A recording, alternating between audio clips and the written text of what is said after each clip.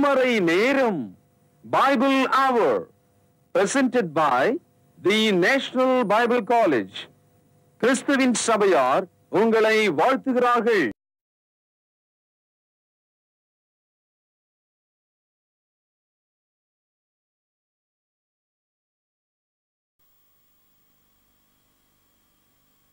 வாழ்த்துக்கள் திருமறை நேரம் நேயர்களே. இயேசு கிறிஸ்துவின் இனிய நாமத்திலே உங்கள் யாவரையும் அன்போடு இந்த திருமறைக்கு திரும்புவோம் பேக் டு பைபிள் நிகழ்ச்சிக்கு வரவேற்கிறோம். பிரியமானவர்களே, இந்த தேவனுடைய வாக்கியங்களை வாசிக்கிற அதை கேட்கிற பாக்கியத்தை நாம் அந்த காலையில் பெற்றிருக்கிறோம். குடும்பத்தார் அனைவருமாய் அமர்ந்து பாருங்கள். வேத புத்தகத்தையும் ஒரு நோட்டையும் வச்சுக்கோங்க. கருத்துக்களையும் வசன குறிப்புகளையும் எழுதி கொள்ளுங்க. கேள்விகள் இருக்குமானா அந்த சந்தேகம் வரும்பொழுது எழுதிடுங்க. அப்புறமா நீங்கள் எங்ககிட்ட ஃபோன் பண்ணி சொல்லலாம் அல்லது கடிதம் மூலமாக தெரிவிக்கலாம். பிரியமானவர்களே, இப்பொழுது யாக்கோபு என்கிற ஒரு நிருபத்தை நாம் படிக்க போகிறோம். இந்த யாக்கோபு என்பது ஒரு புதிய ஏற்பாட்டினுடைய நீதிமொழிகள் அப்படின்னு கூட சொல்லுவாங்க. இந்த யாக்கோபு புத்தகத்தை ஒட்டுமொத்தமாக பார்த்து என்ன சொல்லுது, இந்த புத்தகத்தில் நம்ம என்ன கற்றுக்கலான்னு சொன்னால், கிரியை இல்லாத விசுவாசம் செத்தது வீண் அப்படின்ற மாதிரி தான் நாம் அதில் கற்றுக்குறோம். சரி, என்னென்ன கிரியையெல்லாம் செய்யணும், விசுவாசத்தினால என்னெல்லாம் நம்ம செய்யலாம் அப்படின்னு ஒரு கேள்வி கேட்டால் அதுக்கும் இந்த புத்தகத்தில் தான் பதில் இருக்குது. விசுவாசத்தினாலே நீங்கள் ரட்சிப்பை பெற முடியும். விசுவாசத்தினாலே நீங்கள் தேவனுக்கு பிரியமான நற்கிரியைகளை, மற்றவர்களுக்கு நன்மை செய்கிற நற்கிரியைகளை செய்ய முடியும். விசுவாசத்தினாலே அடக்க முடியாத இந்த நாவை அடக்கி தேவனுக்கு பிரியமானதாக நீங்கள் அதை பயன்படுத்த முடியும். விசுவாசத்தினாலே நீங்கள் தேவனுக்கு பிரியமான ஒரு வாழ்க்கையை வாழ முடியும். அப்போது நாம் இதெல்லாம் செய்யுங்க அப்படின்னு நமக்கு நல்லா சொல்லி கொடுத்துருக்கும் பொழுது நாம் அதை செய்யலாம் இல்லையா? நீங்கள் நல்லது பண்ணு, அது நல்லதாக கெட்டதாக நான் கண்டுபிடிக்கிறேன் அப்படி இல்லை வேத புத்தகம். நல்லதென்றால் இதுதான் நல்லது, இதை செய்யுங்க அப்படின்னு வசனம் நமக்கு தெளிவாக சொல்லுகிறது. ஆகவே தெளிவாக நிதானமாக வசனத்தை கவனிப்போம். விசுவாசமுள்ள நல்ல கிரியைகளுள்ள ஒரு வாழ்க்கையை நாமும் வாழ்வோம். செய்திக்கு போகலாங்களா? இந்த நாளில் நம்முடைய செய்தியாளர் தேசிய வேதாகம கல்லூரியினுடைய கல்வித்துறை தலைவர் டாக்டர் பீட்டர் சாலமன் ஐயா அவர்கள். வணக்கம் திருமறை நேர நேயர்களே. அற்புதமாக இந்த கிறிஸ்தவ விழிப்புணர்வு நிகழ்ச்சிகளை உங்களுக்கு வழங்குவதிலே நான் மகிழ்ச்சி அடைகிறேன். இது ஒரு நெடும் தொடர். இந்த தொடரில் திருமுறைக்கு திரும்புவோம் பேக் டு பைபிள் என்ற வகையில் 8வது பாகமாக 73வது பாடத்தை இன்று நான் வழங்குகிறேன். இன்றைக்கு யாக்கோபு எழுதிய பொதுவான நிருபம். தலைப்பிலே பாருங்கள், பொதுவான நிருபம் போது எல்லாருக்கும் என்று பொருளாகிறது. யாக்கோபு இயேசு கிறிஸ்துனுடைய அப்போஸ்தலர்களில் ஒருவர். அவருடைய சகோதரருடைய பேர் யோவான். அவரும் ஒரு அப்போஸ்தலர். ஆனால் அப்போஸ்தலனாகிய யாக்கோபு ஏரோதினாலே பட்டயத்தினால் சிரசேதம் பண்ணப்பட்ட ஒரு வரலாற்றை அப்போஸ்தலர் நடபடிகள் 12ஆம் அதிகாரத்தில் நாம் படிக்கிறோம். அப்படியானால் இந்த யாக்கோபு யார்? இந்த யாக்கோபு இயேசு கிறிஸ்துனுடைய சகோதரர்களில் ஒருவராக இருக்க வேண்டும். மத்தேயு 13வது அதிகாரம் 55வது வசனத்தில் இயேசு கிறிஸ்துனுடைய குடும்பத்தை குறித்த ஒரு தகவலை படிக்கும்போது, இயேசு கிறிஸ்துக்கு பிறகு 4 ஆண்களும் சில பெண்களும் அந்த குடும்பத்தில் பிறந்திருக்கிறார்கள். அந்த 4 ஆண்களில் 2 பேர் யாக்கோபு.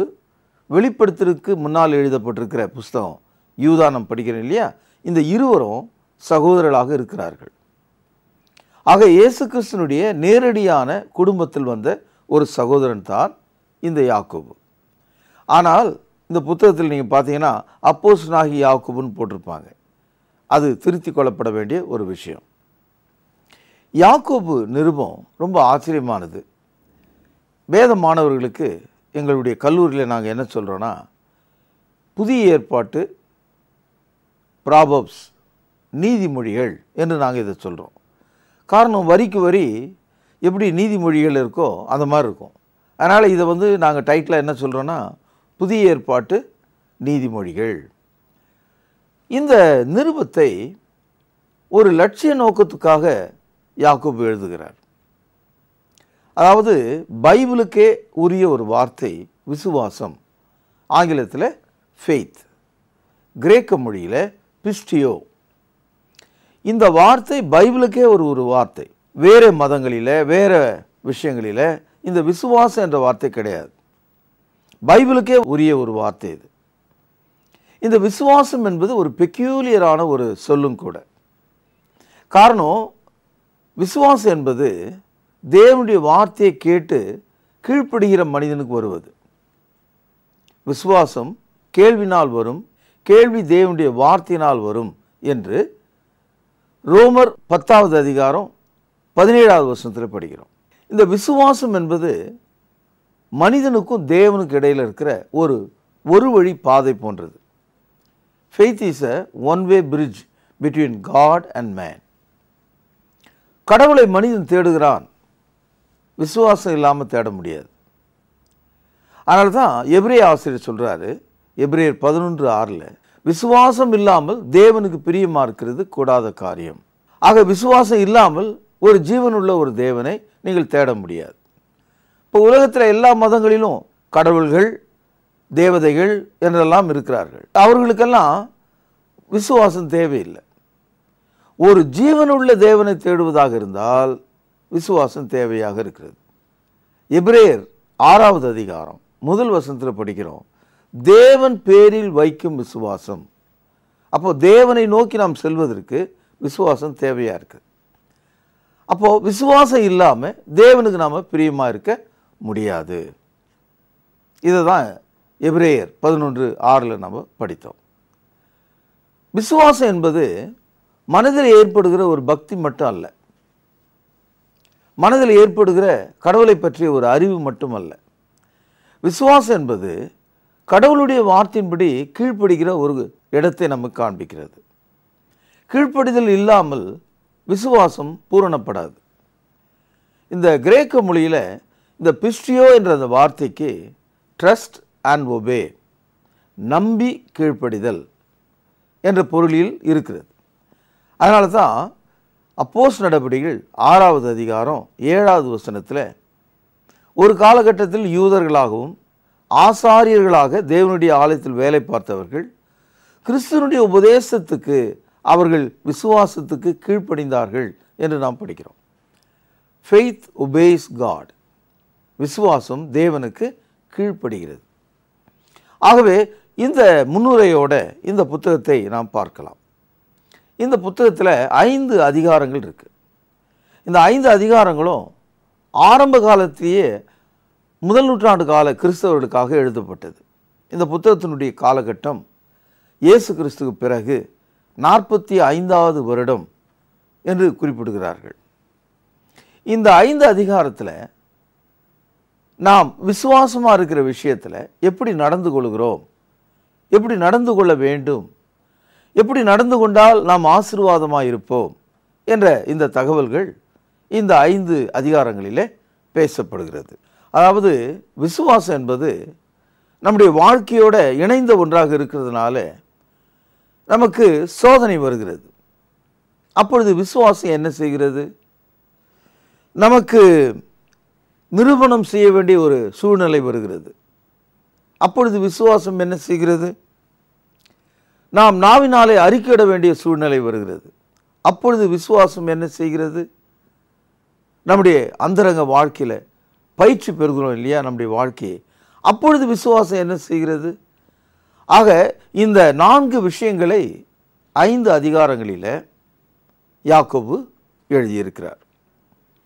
ரொம்ப ஆச்சரியமான ஒரு தகவல் என்னன்னு கேட்டிங்கன்னா, 2ஆம் அதிகாரம் 17ஆம் வசனம், கையில் பேனா இருந்தால் அடிக்கொண்டிடுங்கள். அப்படியே விசுவாசமும், கவனியுங்கள், கிரியைகள் இல்லாதிருந்தால் தன்னில் தானே செத்ததாயிருக்கும். செத்ததுன்னா என்னன்னு உங்களுக்கு தெரியும். ஒரு ஆள் செத்து போயிட்டா, ஒரு சிங்கம் செத்து போச்சு அப்படின்னு நமக்கு அர்த்தம் தெரியும். ஆக கிரியைகள் இல்லாத விசுவாசம் செத்தது என்று சொல்லுகிறார். அப்போ ஒரு கிரியை நமக்கு தேவை. கிரியைனா ஒரு செயல். நான் விசுவாசிக்கிறேன்னு சொல்லிட்டு பழைய இடத்துல இருக்கக்கூடாது. நான் விசுவாசிக்கிறேன் என்று சொன்னால் அதற்கு ஒரு வேகம், அதற்கு ஒரு உயிர் துடிப்பு, ஒரு அர்த்தம், ஒரு மாற்றம் நம்முடைய வாழ்க்கையில் நிகழணும். ஆக கிரியைகள் இல்லாத விசுவாசம் தன்னில் தானே செத்ததாயிருக்கும். 18ஆம் வசனம் பாருங்கள். ஒருவன் உனக்கு விசுவாசம் உண்டு, எனக்கு கிரியைகள் உண்டு, கிரியைகள் இல்லாமல் உன் விசுவாசத்தை எனக்கு காண்பி, நான் என் விசுவாசத்தை என் கிரியைகளினால் உனக்கு காண்பிப்பேன் என்பானே. 2 பேர் இப்படி பேசிக்கிட்டாங்க. எனக்கு விசுவாசம் இருக்குதுன்னு ஒரு ஆள் சொன்னார். இன்னொரு ஆள் சொன்னாராம் எனக்கு கிரியைகள் இருக்குதுன்னு. கிரியைகள் இருக்குதுன்னு சொல்கிற ஆள் தன்னுடைய கிரியையை ஒரு வெளிரங்கமான அடையாளத்தில் நிரூபிக்க முடியும். விசுவாசம் இருக்குதுன்னு சொல்கிற ஆள் மனசுக்குள்ளே தானே அது இருக்குது, அது வெளியே சொல்ல முடியாது. அதனால தான் கிரியையோடு கூடிய விசுவாசம் வெளிரங்கமாக இருக்கும். பாருங்கள் 19ஆம் வசனம். தேவன் ஒருவர் உண்டு என்று விசுவாசிக்கிறாய், அப்படி செய்கிறது நல்லது தான். கவனிங்கள், பேனால் அடிக்கோடிடுங்கள். பிசாசுகளும் விசுவாசித்து நடுங்குகின்றன. ஆதியாம காலத்திலிருந்து நாம் படிக்கிற பிசாசு தேவனுடைய வார்த்தையை அறிந்திருக்கிறது. அதனால் அதுக்கு விசுவாசம்னா என்னன்னு தெரியுமா? அதனால தான் இயேசு கிறிஸ்துவை சோதனை செய்த பிசாசானவன் தேவனுடைய வார்த்தைகளை கொண்டே இயேசுவை சோதனை செய்தான். பிசாசுகளும் விசுவாசிக்கிறதாம். ஆனால் விசுவாசிக்கிற அந்த பிசாசுகள் நடுங்குகிறதாம் இயேசுக்கு முன்னால். ஆனால் நடுங்குற பிசாசு தன்னை மாற்றிக்கொண்டதா, ரட்சிக்கப்பட்டதா, தேவனுடைய பிள்ளையாக மாறியதா, தேவனுக்கு கீழ்ப்படிந்ததானா? இல்லை. பிசாசுகள் விசுவாசிக்கிறது, நடுங்குகிறது, ஆனால் கீழ்ப்படியாது. ஆகவே தான் பிசாசுகளுக்கு ரட்சிப்பு இல்லை. மனிதன் நான் விசுவாசிக்கிறேன் என்று சொல்கிறான், அதோடு போதுமா? இன்றைக்கு மத விஷயத்தில் நாம் அப்படி தான் இருக்கோம். மார்க்கு 16:16 நீங்கள் படித்து பாருங்கள். விசுவாசம் உள்ளவனாகி ஞானஸ்தானம் பெற்றவன் ரட்சிக்கப்படுவான், விசுவாசியாதவனோ ஆக்கினைக்குள்ளாக தீர்க்கப்படுவான். அப்போது நான் விசுவாசிக்கிறேன்னு சொல்கிற ஒரு ஆள் ஞானஸ்தானம் பெற்றுக்கொள்ளணும். ஞானஸ்தானம் பெற்றுக்கொள்ளாமல் நான் விசுவாசிக்கிறேன், நான் அந்தரங்க கிறிஸ்டியன், நான் ஒரு சீக்ரெட் கிறிஸ்டியன் என்று சிலர் சொல்லி கொண்டிருக்காங்க. அவர்கள் ஞானஸ்தானம் பெறுவது கிடையாது. விசுவாசம் உள்ளவனாகி ஞானஸ்தானம் பெற்றவன் ரட்சிக்கப்படுகிறான். பிசாசுகள் விசுவாசிக்கின்றன, நடுங்குகின்றன, ஆனால் கீழ்ப்படிவதில்லை. 20வது வசனம். வீணான மனுஷனே, கிரியைகள் இல்லாத விசுவாசம் செத்ததென்று நீ அறிய வேண்டுமோ? கிரியைகள் இல்லாத ஒரு விசுவாசம் செத்த விசுவாசத்துக்கு சமமாக இருக்கான். இப்போது ஒரு ஆள் உயிர் இருக்கிற வரைக்கும் எவ்வளோ வியாதியாக இருந்தாலும் காப்பாற்றிடலாம். உயிர் போயிட்ட பிறகு அந்த ஆளை காப்பாற்ற முடியாது. அதனால் no faith, small faith or little faith is better then a dead faith.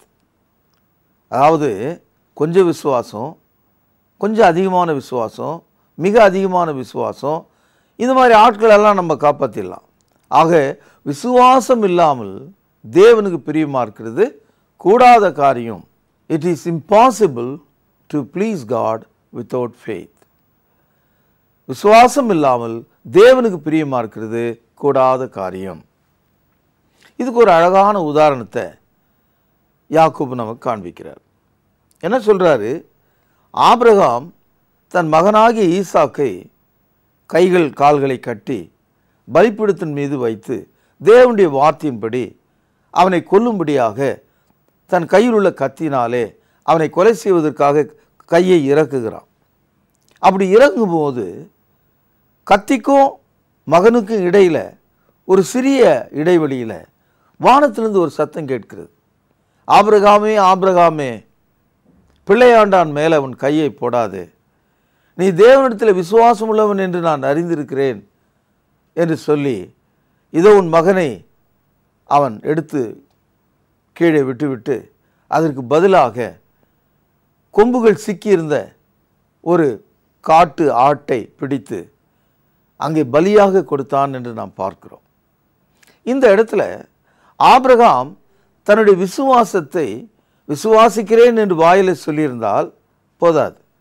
அவன் தன்னுடைய மகனை அழைத்து கொண்டு போனான், மோரியா மலைக்கு சென்றான், பலிபீடத்தை கட்டினான், மகனை கட்டினான், ஒரு ஆட்டை போல பலிபீடத்தின் மேலே தூக்கி வைத்தான். அதோடு போகல, தேவன் சொன்னது போலவே அவனை பலியாய் கொடுக்கும்படி, அவனை கொல்லும்படி அவனுடைய கையை ஓங்கினான். இதுவரைக்கும் அவனுடைய கிரியைகள் நிகழ்த்தப்பட்டு கொண்டே வந்தது. ஆனால் அந்த பையன் மீது அவன் அந்த கத்தியை இறக்குவதற்கு முன்பாக அந்த முயற்சி, அந்த சிறிய கிரியை தேவன் கண்டு பாராட்டி அவனை நீதிமானாக்கினார் என்று நாம் படிக்கிறோம். யாக்கோபு 2ஆம் அதிகாரம் 21-22 வசனங்கள். நம்முடைய பிதாவாகிய ஆபிரகாம் தன் குமாரன் ஈசாக்கை பலிபீடத்தின் மேல் செலுத்தின போது கிரியைகளினால் அல்லவோ நீதிமானாக்கப்பட்டான். விசுவாசம் அவனுடைய கிரியைகளோடு முயற்சி செய்து கிரியைகளினாலே விசுவாசம் பூரணப்பட்டதென்று காண்கிறோமே. அதாவது faith become perfected by work. அந்த கிரியைகள் வழியாக ஆபிரகாமுடைய விசுவாசம் பூரணமாக வெளிப்பட்டது. ஆனால் இந்த மாதிரி ஒரு கிரியை நிமித்தமாக தேவன் நம்மை ரட்சிக்கல. நம்மை ரட்சிப்பது தேவனுடைய கிருபையாக இருக்கிறது. ஆனால் மனிதன் ஒரு கிரியை காண்பிப்பது அது அவனுடைய அடையாளமாகத்தான் இருக்கிறது. நம்முடைய கிரியையை ஒரு பதிலாக தேவன் நமக்கு ரட்சிப்பை கொடுக்கல. அதாவது நான் இந்த கிரியை செஞ்சேன் அதனால உனக்கு ரட்சிப்புன்னு ஆண்டவர் சொல்லலை. ஆண்டவர் நம்மை எப்பொழுதும் ரட்சிக்கிறார். ஆனால் மனிதர்கள் தங்களுடைய விசுவாசத்தை பூரணமான அளவிலே காண்பிக்க வேண்டும். மனிதனுடைய பங்கு அந்த விசுவாசத்தை முழுமையாக காண்பிப்பது. அதனால தான் ரோமர் 4ஆம் அதிகாரம் 17 முதல் 23 வசனங்களை வாசிக்கும் போது இதே பகுதியை பவுலடியார் என்ன சொல்றார்னா, ஆபிரகாமினுடைய இதே உதாரணத்தை எடுத்து அந்த உதாரணத்தில் கிரியைகள் இல்லாமல் தேவன் அவனை நீதிமானாக்கினார் என்று சொல்கிறார். அதனால சகோதரர்களாகிய நீங்கள் புரிந்து கொள்ள வேண்டிய ஒரு விஷயம் என்னன்னு கேட்டால், மனிதன் விசுவாசத்தில் தன்னுடைய கிரியை காண்பிக்கிறானே அது அந்த விசுவாசத்தினுடைய பூரணத்தை காண்பிக்கிறது. faith become perfected by work. ஆகவே இதை உன்னிப்பாக நீங்கள் புரிந்து கொள்ள வேண்டும். யாக்கோபு 1ஆம் அதிகாரத்தில் தேவன் தமது வார்த்தையினால் நம்மை மறுபடியும் ஜனிப்பித்திருக்கிறார். ஆகவே தேவனுடைய வார்த்தை நமக்குள் இருக்கும்போது நாம் விசுவாசம் உள்ளவர்களாய் எப்போது இருக்க வேண்டும். யாக்கோபு 1ஆம் அதிகாரம் 18ஆம் வசனம். அவர் சித்தம் கொண்டு தம்முடைய சிருஷ்டிகளில் நாம் முதற் பலன்களாவதற்கு நம்மை சத்திய வசனத்தினாலே ஜனிப்பித்தார். சத்திய வசனத்தினாலே நாம் பிறப்பிக்கப்பட்டிருக்கிறோம். ஆகவே எந்த ஒரு சோதனையும் சகிக்கும் ஆற்றலை நாம் பெற்றுக்கொள்ள முடியும். யாக்கோபு 1ஆம் அதிகாரம் முதல் 2 வசனங்கள். என் சகோதரரே, நீங்கள் பலவிதமான சோதனைகளில் அகப்படும் போது உங்கள் விசுவாசத்தின் பரீட்சையானது பொறுமையை உண்டாக்கும் என்று அறிந்து அதை மிகுந்த சந்தோஷமாக எண்ணுங்கள். நீங்கள் ஒன்றிலும் குறை உள்ளவர்களாய் இராமல் பூரணராயும் நிறைவுள்ளவர்களாய் இருக்கும்படி பொறுமையானது பூரண கிரியை செய்ய கடவது. ஆகவே விசுவாசம் சோதனையை தாங்கவும் ஜெயிக்கவும் செய்கிறதாம். ஏனென்றால் தேவன் நம்மை அவருடைய வார்த்தையினாலே உருவாக்கி இருக்கிறார், பிறப்பிக்க செய்திருக்கிறார். 2ஆம் அதிகாரத்தில் விசுவாசம் நம்முடைய வாழ்க்கையில் நிரூபிக்க வேண்டியதாக இருக்கிறது. ஞானஸ்தானத்திலே நம்முடைய விசுவாசத்தை நாம் நிரூபிக்கிறோம். தொழுகைக்கு வரும்போது நாம் நிரூபிக்கிறோம். நாம் கொடுக்கும் காணிக்கைகளில் நம்முடைய விசுவாசத்தை நிரூபிக்கிறோம். நற்கிரிகளை செய்யும்போது நம்முடைய விசுவாசத்தை நிரூபிக்கிறோம். நம்முடைய வாழ்க்கையில் பரிசுத்தமாக இருக்கிறதுனாலே அந்த விசுவாசத்தை நாம் நிரூபிக்கிறோம். இதைத்தான் 2ஆம் அதிகாரத்தில் நாம் படிக்கிறோம். அதை 2ஆம் அதிகாரம் 8ஆம் வசனத்தில் நீங்கள் பார்க்கலாம். உன்னிடத்திலே நீ அன்பு கூறுகிறது போல பிறனிடத்திலும் அன்பு கூறுவாயாக என்று வேத வாக்கியம் சொல்லுகிற ராஜரீக பிரமாணத்தை நீங்கள் நிறைவேற்றினால் நன்மை செய்வீர்கள். புதிய ஏற்பாடு ராஜரீகமான பிரமாணம் என்று அழைக்கப்படுது. விசுவாசம் கிரியைகளின் வழியாக சமுதாயத்தில் நம்முடைய தனிப்பட்ட வாழ்க்கையில் வெற்றி பெறுகிறதாக இருக்கிறது. 3ஆம் அதிகாரத்தில் விசுவாச அறிக்கை. ஒருவன் ரட்சிக்கப்படுவதற்காக இயேசுவை தேவனுடைய குமாரன் என்று அறிக்கையிட வேண்டும். ரோமர் 10ஆவது அதிகாரம் 9ஆம் வசனத்தில் நாம் பார்க்கிறோம், வாயினாலே நாம் அறிக்கையிட வேண்டும், மனுஷர்களுக்கு முன்னாலே நாம் அறிக்கையிட வேண்டும். அப்படி அறிக்கையிடுகிற நம்முடைய நாவு விசுவாசத்தின் நாவாக இருக்கும்போது அதை பாவத்தினுடைய நாவாக நாம் மாற்றிக்கொள்ளக்கூடாது. காரணம், பாவம் ரொம்ப சுலபமாக நடனமாடி நாசமாக்குற ஒரு இடமாக, ஒரு விஷம் போல ஒரு மரணத்தை கொண்டு வரக்கூடிய இடமாக நம்முடைய நாவு இருக்கிறதாம். 2ஆம் வசனம், நாம் எல்லாரும் அநேக விஷயங்களில் தவறுகிறோம். ஒருவன் சொல் தவறாதவனானால் அவன் பூரண புருஷனும் தன் சரீரம் முழுவதையும் கடிவாளத்தினாலே அடக்கிக் கொள்ளக்கூடியவனுமாய் இருக்கிறான். இதற்காக 2 உதாரணங்களை யாக்கோபு கூறுகிறார். ஒன்று, வேகமாய் ஓடக்கூடிய ஒரு குதிரை, அடக்க முடியாத ஒரு குதிரை. அதை எப்படி அடக்குறாங்க? குதிரையினுடைய வாயில் ஒரு கடிவாளம் போட்டு அதை இழுக்கும்போது அவ்வளோ வேகமாக ஓடக்கூடிய பலசாலியான குதிரை அடங்கி நாம் எந்த திசையில் திருப்புறோமோ அந்த திசைக்கு அது போகுது. அதுபோல கடலிலே வேகமாய் செல்லக்கூடிய பிரம்மாண்டமான கப்பல்கள் அதை எப்படி அடக்குகிறார்கள், எப்படி திருப்புகிறார்கள்? அதுக்கு ஒரு சிறிய சுக்கான் இருக்கான். அந்த சுக்கானாலே அந்த கப்பல் அடங்கி எந்த திசையில் போக வேண்டுமோ அந்த திசையில் அது போகிறதாம். ஆக குதிரைக்கு கடிவாளம், கப்பலுக்கு சுக்கான், முழு சரீரத்துக்கும் இந்த நாவை நாம் கண்ட்ரோல் பண்ணோம்னா, இந்த நாவை நாம் அடக்கணும்னா முழு சரீரமும் காப்பாற்றப்படும். பாருங்கள் 3:5, அப்படியே நாவானதும் சிறிய அவயமாய் இருந்தும் பெருமையானவைகளை பேசும். பாருங்கள், சிறிய நெருப்பு எவ்வளவு பெரிய காட்டை கொளுத்தி விடுகிறது. நாவும் நெருப்பு தான், அது அநீதி நிறைந்த உலகம். நம்முடைய அவயங்களில் நாவானது முழு சரீரத்தையும் கரைப்படுத்தி ஆயுள் சக்கரத்தையும் கொளுத்தி விடுகிறதாயும் நரக அக்னியினால் கொளுத்தப்படுகிறதாயும் இருக்கிறது. 8ஆம் வசனம் பாருங்கள், நாவை அடக்க ஒரு மனுஷனாலும் கூடாது. இப்படிப்பட்ட நாவை விசுவாச வார்த்தைகளாலே நாம் அடக்கலாம். நமக்குள் விசுவாசம் வந்து விடும்போது விஷம் நிறைந்த நெருப்பை போன்ற நம்முடைய ஆயுள் சக்கரத்தை கொளுத்தி போடக்கூடிய நாவை நாம் அடக்க முடியும். 4வது அதிகாரத்தில் நம்முடைய சரீரத்தை விசுவாசத்தின் கீழே நாம் சீர்படுத்தி கொள்ள முடியும். காரணம் பாருங்கள், 4ஆம் அதிகாரம் 1வது வசனம், உங்களுக்குள்ள யுத்தங்களும் சண்டைகளும் எதனாலே வருகிறது? உங்கள் அவயங்களில் போர் செய்கிற இச்சைகளினால் அல்லவா? நீங்கள் இச்சித்தும் உங்களுக்கு கிடைக்கவில்லை. நீங்கள் கொலை செய்தும் பெருமையுள்ளவர்களாய் இருந்தும் அடையக்கூடாமற் போகிறீர்கள். நீங்கள் சண்டையும் யுத்தமும் பண்ணியும் நீங்கள் விண்ணப்பம் பண்ணாமல் இருக்கிறதுனாலே உங்களுக்கு சித்திக்கிறதில்லை. அதனால் என்ன சொல்கிறாரு? இது எல்லாம் மேற்கொள்ளணும் அப்படின்னா நம்முடைய வாழ்க்கையில் தேவனுடைய வசனத்தின் கீழே தேவனுக்கு நாம் கீழ்ப்படிந்திருக்க வேண்டும். வாசிப்போம் 4:6, அவர் அதிகமான கிருபையை அளிக்கிறாரே, ஆதலால் தேவன் பெருமையுள்ளவர்களுக்கு எதிர்த்து நிற்கிறார், தாழ்மையுள்ளவர்களுக்கோ கிருபை அளிக்கிறார் என்று சொல்லியிருக்கிறது. ஆகையால் தேவனுக்கு கீழ்ப்படிந்திருங்கள், பிசாசுக்கு எதிர்த்து நில்லுங்கள், அப்பொழுது அவன் உங்களை விட்டு ஓடி போவான். ஆகவே நாம் தேவனுக்கு கீழ்ப்படிந்து வாழும்போது நம்முடைய விசுவாசம் நம்முடைய சமூக வாழ்க்கையில், குடும்ப வாழ்க்கையில், தொழில் வாழ்க்கையில், எந்த விதமான பொருளாதார சிக்கல்களில் விசுவாசம் நம்மை ஜெயிக்கக்கூடியதாக இருக்கிறது.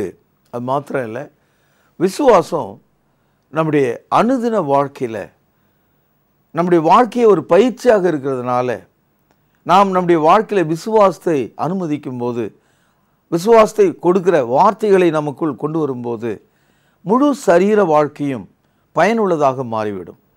சரீர சுகங்களை நாம் பெற்றுக்கொள்ள முடியும். தான தர்மங்களை இயல்பாக நாம் செய்ய முடியும். பொறுமையுள்ள வாழ்க்கையை நாம் செய்ய முடியும். கடவுளுக்கு பிரியமாக நாம் வாழ முடியும் என்று கூறி இந்த அளவில் இந்த யாக்கோபு நிருபத்தை நான் நிறைவு செய்து நாளை உங்களை சந்திப்பேன் என்ற வாக்குறுதியுடனே இந்த நிகழ்ச்சியை நான் நிறைவு செய்கிறேன். ஜெபம் பண்ணுவோம். மகா பரிசுத்த நிறைந்த எங்கள் அன்பான தகப்பனே, விசுவாசம் இல்லாமல் தேவனுக்கு பிரியமாக இருக்கிறது கூடாத காரியம் என்று இன்று நாங்கள் கற்றுக்கொண்டோம். ஆண்டவரே, விசுவாசம் கிரியைகளினால் பூரணப்படுகிறது என்பதை கற்றுக்கொண்டோம். உமக்கு பிரியமாக இருக்கும்படி நாங்கள் விசுவாசத்தில் உமக்கு கீழ்ப்படிந்திருக்க எப்போது எங்களுக்கு உதவி செய்தரலும். ஆண்டவர் இயேசுவின் நிமித்தமே ஜெபத்தை கேட்டருளும். மகா பரிசுத்த நிறைந்த எங்கள் நல்ல பிதாவே, ஆமென். வாழ்த்துக்கள் திருமறை நேர நேயர்களே. யாக்கோபு எழுதின நிருபத்தின் சுருக்கத்தை இந்த நாளில் நீங்கள் கேட்டிருக்கிறீர்கள். ஒவ்வொரு நாளும் ஒரு புத்தகத்தை நீங்கள் படித்து பழைய ஏற்பாட்டில் ஆதியாகமம் முதல் இன்று யாக்கோபு வரை தொடர்ந்து படித்திருக்கிறீர்கள். ஒரு வேதாகம கல்லூரிக்கு சென்று படிப்பது போன்ற ஒரு உணர்வை இந்த திருமறைக்கு திரும்புவோம் நிகழ்ச்சி உங்களுக்கு ஏற்படுத்தியிருக்கும் என்பதில் நாங்கள் மகிழ்ச்சி அடைகிறோம். பிரியமானவர்களே, யாக்கோபு விசுவாசம், கிரியை இது ரெண்டும் இணைந்து செயல்படினாலே கிடைக்கிற நன்மைகளை பற்றி, நடைமுறை கிறிஸ்தவத்தை பற்றி, ஆங்கிலத்தில் ப்ராக்டிக்கல் கிறிஸ்டியானிட்டின்னு சொல்கிறோம், நடைமுறை கிறிஸ்தவத்தை பற்றி தெளிவான ஒரு அழகான நிருபத்தை எழுதியிருக்கிறார். இதை படித்த நீங்களும் நடைமுறையில் எப்படியான கிறிஸ்தவ வாழ்க்கை வாழ வேண்டும் என்பதை கற்றுக்கொண்டிருப்பீர்கள். அதுதான் இந்த நிகழ்ச்சியை பார்த்ததனுடைய பலன். இன்னும் நீங்கள் கேட்ட செய்தியிலிருந்து உங்களுக்கான பரிசு கேள்வி இதுதான். விசுவாசம் எதின் மூலம் நிரூபிக்கப்படும்? கேள்வி எழுதி கொள்ளுங்கள். சிந்தித்து வசனத்தின் உதவியோடு பதில் எழுதுங்கள். விசுவாசம் எதின் மூலம் நிரூபிக்கப்படும்? நேயர்களே, பதில் தெரிந்து விட்டதா? நேரம் தாழ்த்த வேண்டாம், உடனே எழுதுங்கள். முழுமையான முகவரி, பின்கோடு, செல்போன், தொலைபேசி எண்களை சரியாக குறிப்பிடுங்கள். உங்களுக்கு பரிசுகள் அனுப்பி வைக்கப்பட்டு வருவதற்கு தாமதமாக ஏற்படுமானால் காத்திருந்து பெற்றுக்கொள்ளுங்கள். தொடர்ந்து உங்களுடைய ஆதரவு, விசுவாச ஜெபம் இதற்கு தேவை. பிரியமானவர்களே, இந்த நிகழ்ச்சிகளை பார்த்து இதை போல நீங்கள் மாற வேண்டும், இந்த நிகழ்ச்சியை உங்கள் வீட்டிலே நடத்த வேண்டும் என்று நீங்கள் விரும்பினால் எங்களோடு தொடர்பு கொள்ளுங்கள். புதிய ஏற்பாட்டு உபதேசத்தின்படி ஞானஸ்நானம் பெற்றுக்கொள்ளுங்கள். அடிப்படை சத்தியங்களை, வேத பாடத்தை தமிழ் மற்றும் ஆங்கில மொழிகளிலே தபால் மூலம் கற்றுக்கொள்ளுங்கள். இந்த நிகழ்ச்சியை பற்றி பிறருக்கும் சொல்லுங்கள். உங்களுடைய ஜெப குறிப்புகளை நாங்கள் நினைத்து ஜெபித்து வருகிறோம். உங்கள் ஒவ்வொருடைய கடிதத்துக்கு பாராட்டுகளை தெரிவித்துக் கொள்கிறோம்.